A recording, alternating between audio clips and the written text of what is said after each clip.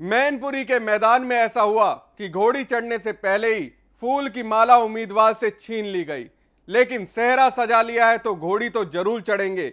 BJP ने पर्चा भरने जा रहे राहुल राठौर का टिकट ऐन मौके पर काट दिया। नामांकन तो हो गया लेकिन सिंबल चला गया। पहले ही टिकट के लिए एक नेता बागी हो चुकी है। ऐसे में जिस भोगांव सीट पर कभी कमल नहीं खिला, वहां ऐसे परिवर्तन का खेल होगा तो कैसे परिवर्तन होगा। रास्ते में ही कट गया उम्मीदवार का टिकट। भोगांव में बीजेपी की नई परंपरा। ऐन मौके पर बदला उम्मीदवार। पत्र लिखकर केशव ने रोक दिया पर्चा। मैनपुरी की भोगांव सीट ये वो विधानसभा है जहां कभी कमल नहीं खिला और बीजेपी यहां बेगानी ही रही। हर हथकंडा अपनाया लेकिन जनता को बीजेपी उम्मीदवार नहीं भाया।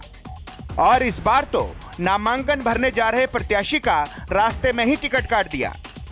पहले बीजेपी ने भोगांव सीट से राहुल राठौर को उम्मीदवार बनाया था। राहुल राठौर को स्वामी प्रसाद मौर्य का करीबी माना जाता है। वो उन्हीं के साथ बसपा छोड़कर बीजेपी में शामिल हुए थे। राहुल राठौर ने पिछली बार बसपा से भोगांव सीट से चुनाव लड़ा था और दूसरे नंबर पर रहे थे, लेकिन बीजेपी ने टिकट देकर ऐन मौके पर काट दिया और पुराने भाजपाई राम नरेश अग्निहोत्री पर भरोसा जताया।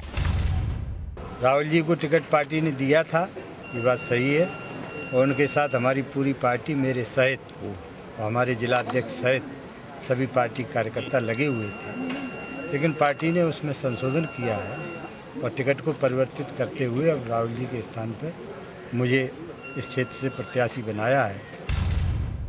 ऐसे में राहुल राठौर नामांकन तो कर ही चुके हैं, लेकिन सिंबल राम नरेश यादव के हिस्से चला गया। खुद केशव प्रसाद मौर्य ने रिटर्निंग ऑफिसर को पत्र लिखकर राहुल राठौर के बी फार्म को निरस्त करने की अपील की। ऐसे में राहुल राठौर भी पार्टी से नाराज चल रहे हैं और नामांकन को वापस लेने के मूड में भी नजर नहीं आ रहे। पहले ही भोगांव विधानसभा में बीजेपी की मुश्किलें कम नहीं थी। टिकट न मिलने से नाराज ममता राजपूत ने इस्तीफा दे दिया था और निर्दलीय लड़ने की बात कही थी।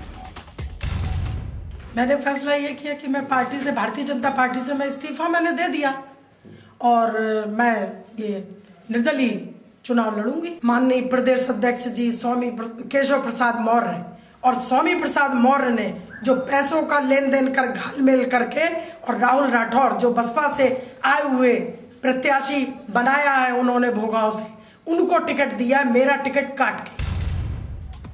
ऐसे में भोगांव में बीजेपी के सपने साकार होते नजर नहीं आ रहे, यानी भोगांव में कमल खिलना इतना आसान भी नहीं है।